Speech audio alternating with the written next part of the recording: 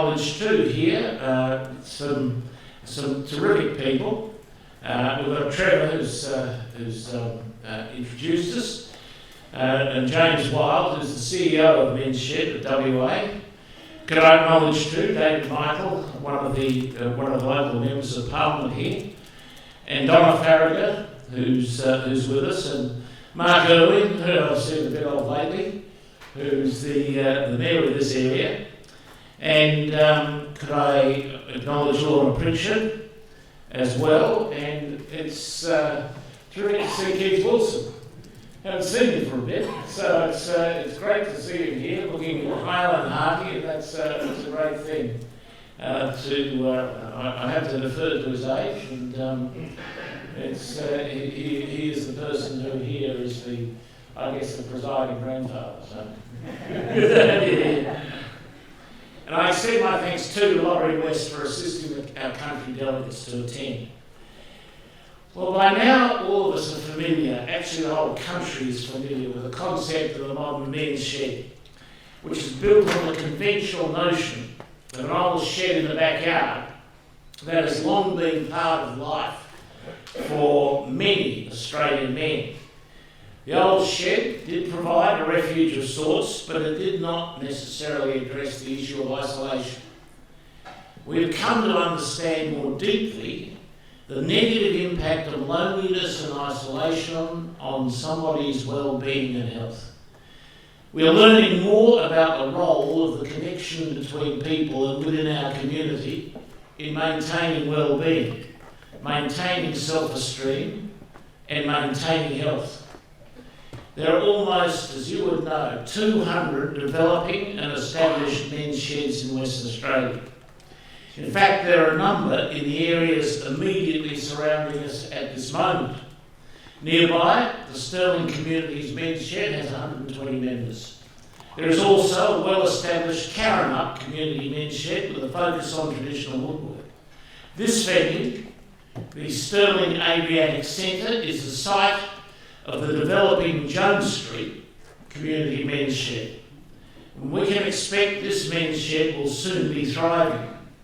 The Mayor of Stirling will have noted the abundance of interest in men's sheds within his jurisdiction.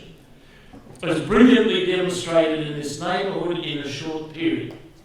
The men's shed movement has become a significant point of connection and provides a sense of worth to many men with all the associated benefits. There is also research underway to understand the significance of what it is that you're all doing. And you've got a keynote speaker, Professor Alex Haslam, today, and he's going to be presenting from the University of Queensland, expanding on the health effects of social connection and how men's shed can prevent social isolation in our communities. The theme for this conference is Inclusive Thriving Sheds, which is directed at exploring future opportunities and challenges to ensure a robust, sustainable WA men's shed movement. There is substantial importance to these considerations right now.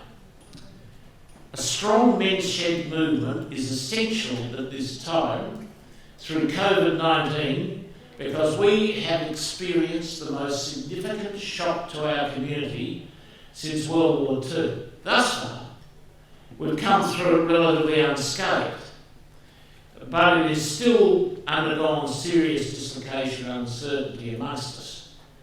The impact is seen through various measures: job losses across some sectors of the economy, family breakdown, domestic violence and demand for mental health assistance, restrictions on travel within our state and at times within the city of Perth itself, disrupted the ways we had relied upon to connect with friends or loved ones.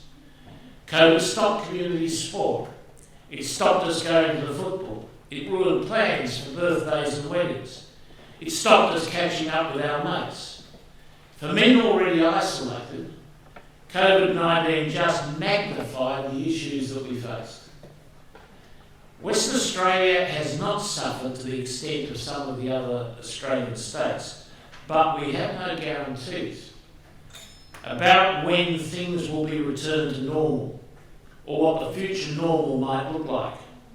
We're hopeful that the worst of the COVID-19 pandemic has passed, but I'm afraid to say the uncertainty on that is going to continue for a long time. I don't think this goes away. And what is important about what you're doing, and many things that are important about what you're doing, but you do more than just for yourselves.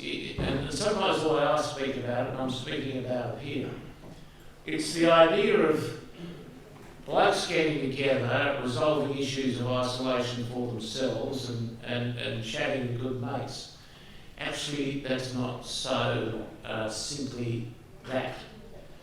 What it is about men continuing to exercise community leadership. Because you're making statements outside your immediate collective group. You make statements to the rest of the community. A lot of what is done as men's sheds is very community focused. Enormously valuable artefacts being produced for the community at large. Enormously effective conversations are taking place from men's sheds to the rest of the community, be they the same gender or not, be they conversations to different age groups. It is so important that people who in their life and work over the years have exercised leadership don't give up responsibility. If you give up responsibility, society collapses. So it's a magnificent thing that some genius got the idea about how we ought to keep blokes in the community running. And this conference here, what you're talking about, what you're thinking about, well, this is the peak organisation of the think process that is associated with that.